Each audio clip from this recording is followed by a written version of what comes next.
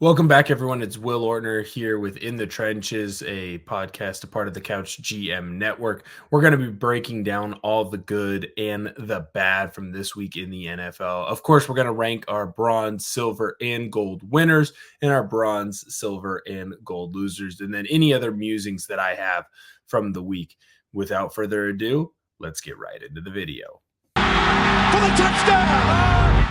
All right, so for my bronze winner, we're going to start down in Dallas. And of course, that means the first bronze winner is going to be the Baltimore Ravens. They find a way to eke out their win against the Cowboys. They win 28-25. Big first half. They put up 21 points, only the Cowboys 6, yet they're able to hold on in the fourth after the Cowboys have a ferocious comeback, put up 19 against them. Baltimore had to have this game. Look, when you start in an 0-2 hole, you put yourself in a really bad position to make the playoffs. At this point, like 0-2 doesn't necessarily mean that you're not going to have a shot at winning the division, but it probably means that you aren't going to win the AFC. Like, unless you basically go undefeated the rest of the way, which Baltimore maybe could, but then you look at the schedule that they're going to have to go down. Like, all of a sudden, this Pittsburgh team, like, look, I don't think they're that good. I think it's a typical Mike Tomlin team. Defense is really nasty. Offense is a little bit below average. And so they're going to find a way to basically be right at about that 500 mark, because they're not going to blow a bunch of teams out, but they're not going to get blown out either. So everything's going to be close, and then they're going to win a couple games that they probably shouldn't, and then they're going to lose a couple games that they probably shouldn't, and then it's all going to even out. They're going to be right there at about 500. There's still a ways for Baltimore to have to make up. And also, if they're in a bunch of games, I could see this Pittsburgh team beating them. I mean, Cincinnati right now, they're 0-2. They haven't played the Commanders yet at the time of this recording. I'd assume they're going to be 1-2. So you're going to have to deal with Cincinnati still twice on your schedule. They have to go and play Buffalo. Like, you had to win this game and had to figure out something, right? And so it was a big win for them. It felt like Derrick Henry kind of shed some years, and he was able to find it and get it done. So congratulations to Baltimore on getting that win. They get my bronze. My silver winner over the weekend, it's actually going to be the Philadelphia Eagles. They go in to New Orleans. They're on the road in a game that they had to have. They couldn't go down 1-2. Had to beat the Saints. They get it done 15-12. They score all 15 of their points in the fourth quarter. And it really has felt like under Sirianni, especially the last year, maybe even last year and up into this year, the Eagles have really struggled late. Like, they get a lot of points early, or if they is a rock'em sock'em game, they keep it tight, and then all of a sudden they find a way to lose it at the end. It doesn't feel like they are very calm in big game moments or in big games just in general. You know that you have to have this one. It lets the Eagles still put themselves in a position where they can win the NFC, because I know it's early and everyone's like, well, why are you talking about the playoffs? It's week 3. The Eagles think that they can be a playoff team, and honestly, they should. Now you can put yourself in a position where you get a lead in your division. You're ahead of everyone at this point, right? You have at least a game up on everyone, because the Cowboys lost. The Giants, they were able to find a way to win, which you probably didn't expect. But if the Commanders lose, you're 2 up on them and you're 1 up on everyone else. It's not a strong division, and it's probably going to be between you and the Cowboys to win. So you need these big wins against teams that are doing well right now. Look, I think the Saints team, I think they're legit. Like, Derek Carr kind of feels like he went back to what Derek Carr of old used to be, but at the same time, this Eagles defense kind of felt like they turned into the Eagles defense that you kind of have seen the last couple of years, where they're really, really good. They get after the passer, they make life uncomfortable, and then they lock down wide receivers. Now, I know you had some injuries in this game, and that could be a big deal in the long run, but it felt like this was an early season game that you had to have, and the Eagles got it. And so I would put them as my silver winner of the weekend. My gold winner of the weekend, and I don't know how it's any other team other than this, it's the Minnesota Vikings. The Minnesota Vikings win 34-7 against the Houston Texans at home. They absolutely bludgeon the Texans. Now, I would have thought if there was a blowout in this game, it would be Houston. I did not think this Minnesota team was for real. I mean, Sam Darnold's playing a lot better, but like, how good is he really? Like, I know O'Connell's like putting him in the spot to win. How good is this defense really? They're really freaking good. They didn't beat San Francisco just because San Francisco had a bunch of injuries. They looked dominant. And all of a sudden now you're looking at a Minnesota Vikings team that going into the year, I didn't even have them as probably a wild card team. Like if you had a wild card team coming out of that North, you're thinking, well, then that means Chicago hit. So then it's probably Chicago and Green Bay. Like Green Bay was able to keep Jordan Love healthy. But obviously, once Jordan Love went down, you're thinking, well, Green Bay is probably going to lose a couple games early. So, like, well, at least you have one team that you can knock through in the cellar.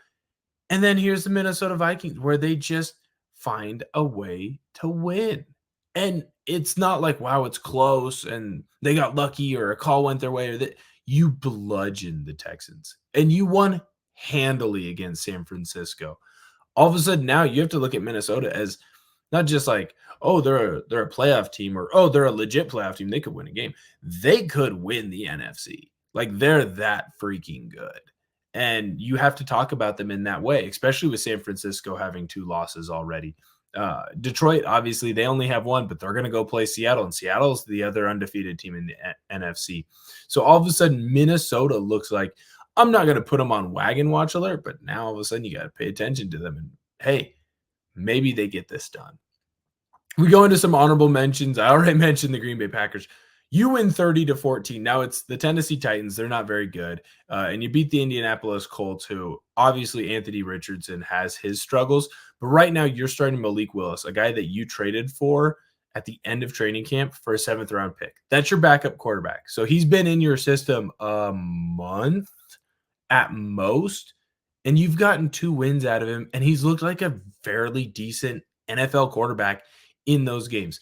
Now, that to me is all coaching, and that's Matt LaFleur. What LaFleur has done is basically guaranteed that he's going to get a contract extension in the offseason because of the way that he has made Malik Willis look serviceable now. Because whether you trade him at the trade deadline or you trade him in the offseason, you have now made him a valuable commodity. And I feel like LaFleur has also proven that he can go and find a backup type of quarterback and turn him into, I'm not going to say a star, but there are a bunch of teams looking around right now that are like, hey, it would be kind of nice if we had a quarterback like Malik Willis as our backup so that if our, young quarterback is struggling, maybe we can make the transition to him instead. Like, you don't think Carolina right now wishes that they had Malik Willis instead of Andy Dalton? All Andy Dalton is, hey, we're going to make the move to Andy Dalton, and then we probably have to draft a new QB or sign one in free agency. You think the Tennessee Titans want Malik Willis right now? Because then you can have 2 young quarterbacks fighting it out. And obviously it looks like Will Levis beat him out. But now in Tennessee, everyone's got to be looking around, including Callahan, like, shoot, did we go with the wrong horse? Because Will Levis hasn't looked good, and he's had bad turnovers in all 3 games that have cost you wins. Like, you should have beat Chicago. You should have been closer in this Packers game, and you just weren't. So if you're Green Bay, that's got to feel like a big time win.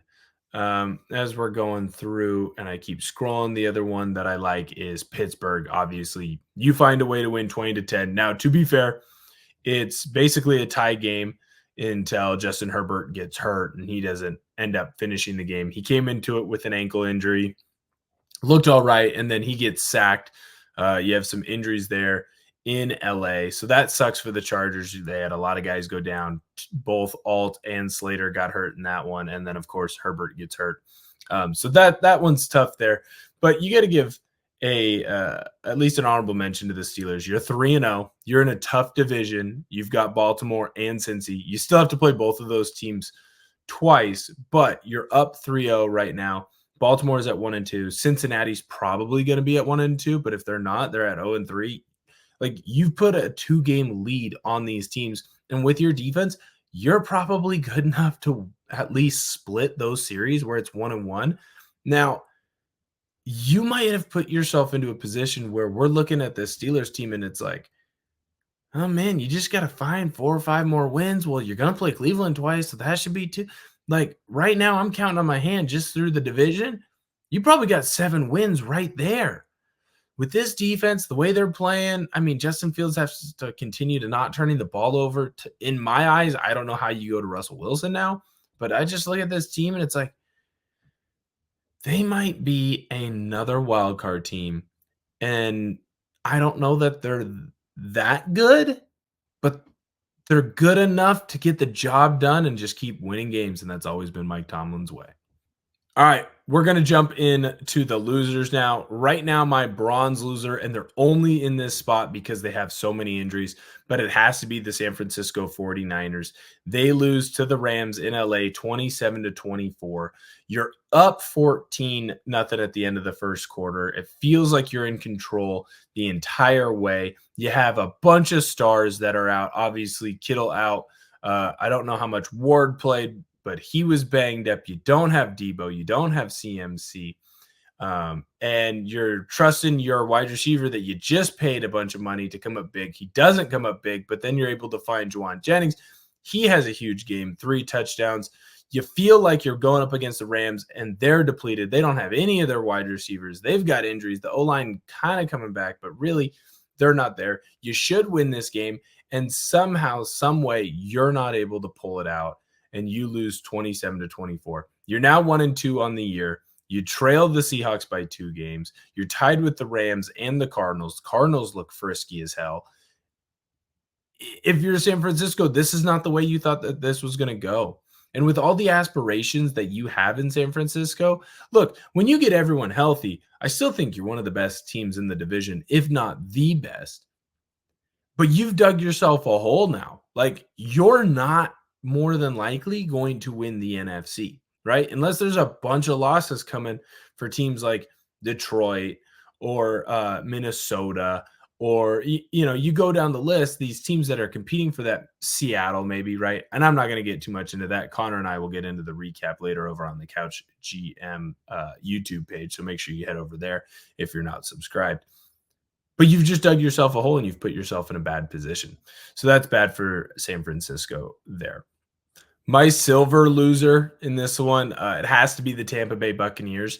You come into the year as like, well, they're going to be a good team. They're in an easy division, so they should be able to get a lot of stuff done. And then you look at this Tampa Bay team and you absolutely blow out the Commanders. Then you go into Detroit and you beat Detroit, the team that is probably everyone's second favorite to win the NFC.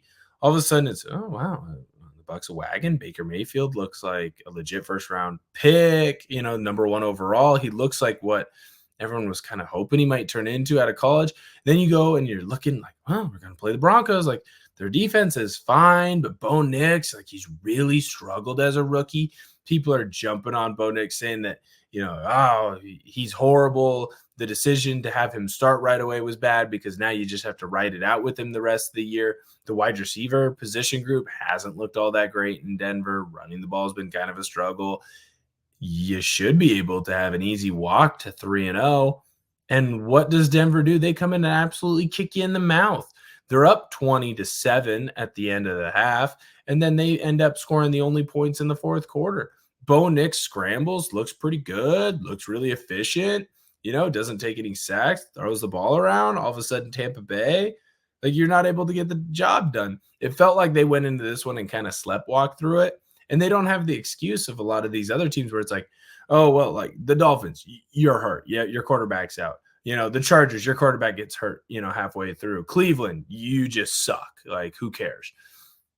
Your Tampa Bay, like, that felt like one that you could grab and should have grabbed. And then you'd actually have the division lead and you'd have a game up on the Saints, and that could be big in the long run. Like, when you look back on your schedule as a Tampa Bay fan and you see that you lost to Denver, you're going to be kicking yourself. So that's why they're my silver loser. My last loser, it has to be the team in silver and black. Come on. Carolina goes to Vegas and they win 36-22 against the Raiders. if you're a Raiders fan, you find a way to sneak a win against Baltimore. You're playing Carolina. They've looked horrible. Yeah, they made the transition over to Andy Dalton, but Andy Dalton isn't very good, and he's old. There's a reason that he's been a backup for the last, 4 years or whatever it's been in his career.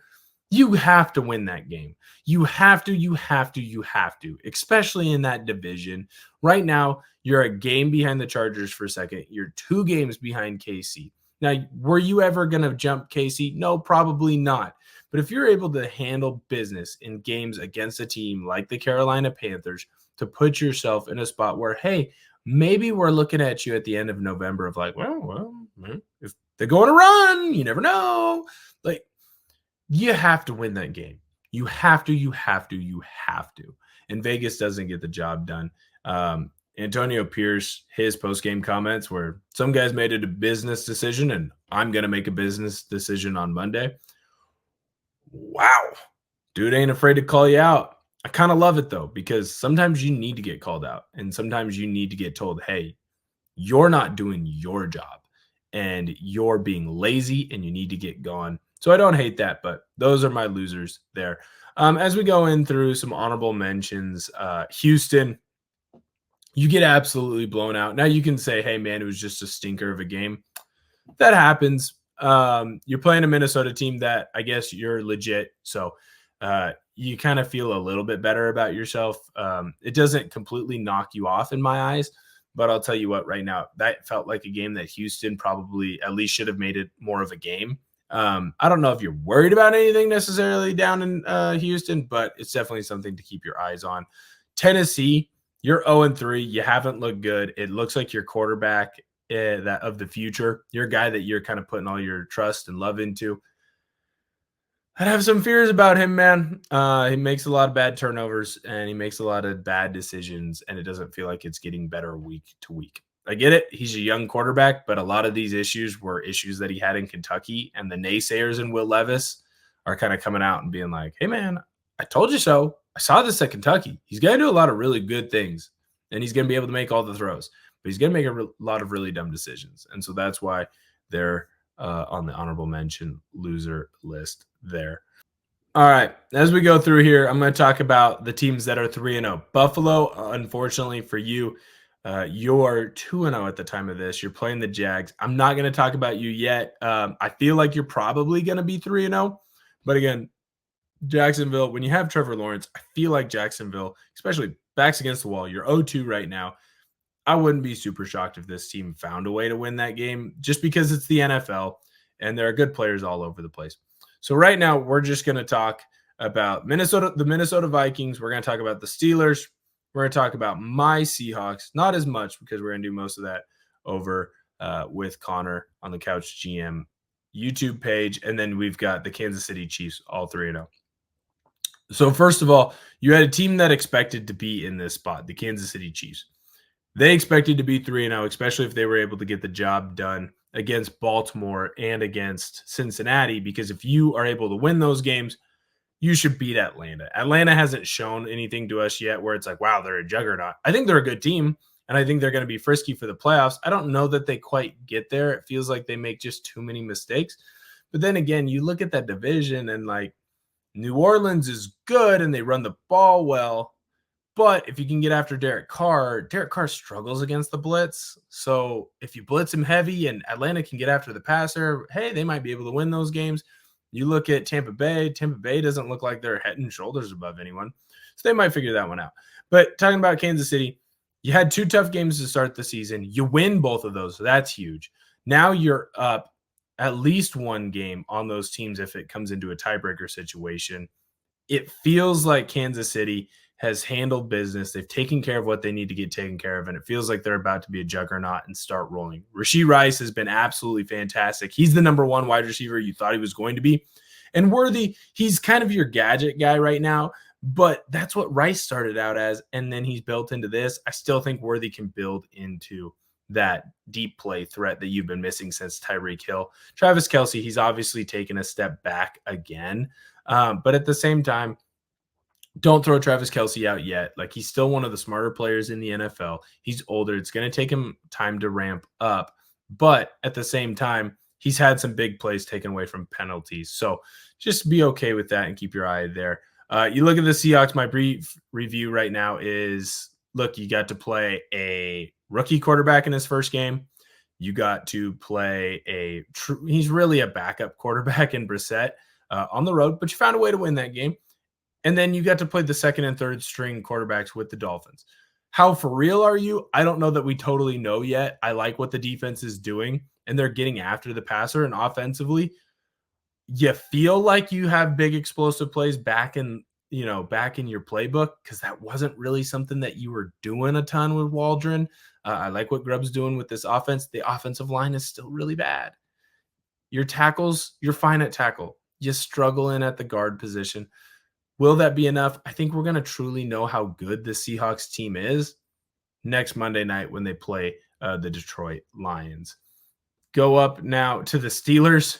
It's the ultimate Mike Tomlin team, but the beauty of Mike Tomlin's teams, if you start the season 3-0, all of a sudden you put yourself in a really good position, because you're not going to get blown out in any games. You're not going to blow anyone out. Everything is going to be close, but because of that defense, you can win games in a variety of different ways. So when I look at this Steelers team, like, you got to be happy. Do I think that they end up as, the number 1 or number 2 team in the AFC? No, absolutely not. But I definitely would now put them as a playoff team. They were a fringe playoff team at the beginning of the year, really just depended on how good that defense was and how good either quarterback that you had played. It feels like Justin Fields has turned a corner into at least being a game manager, at least not making the big, stupid mistake. And if he can do that the rest of the way, why can't the Steelers find their way into the playoffs? Why can't they find themselves as one of the top wildcard teams? Lastly, obviously, we're going to talk about the Minnesota Vikings. What an absolute shock that you have this team to be 3-0, especially the teams that they played. I mean, you had to beat Houston. You bludgeoned them. You had to beat San Francisco. You handled business there, and that's before everyone really got hurt. Sam Darnold looks like the first-round quarterback that everyone expected when he was coming out of USC. The defense is good. You have a running game.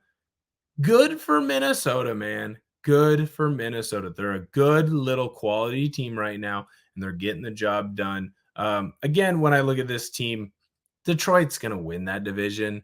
Detroit still has a great shot at being the best team in the NFC. But if you're a Minnesota fan, you should be thinking playoffs right now, because you've definitely earned that. Thank you guys so much for tuning in and listening. Obviously, if you want to listen to more stuff or watch different videos, you can go into the different playlists here on In the Trenches. Can't wait to come back next week and recap week 4. If you want specific Seahawks stuff, head on over to the Couch GM YouTube page, and you'll be able to see Connor and I recapping week 3 there and previewing week 4, all coming up this week. Thank you guys so much for listening. Have a wonderful day. Oh, look at this run. What a run. Marshawn Lynch still on his feet. Has blockers now. He's dancing his way for the touchdown.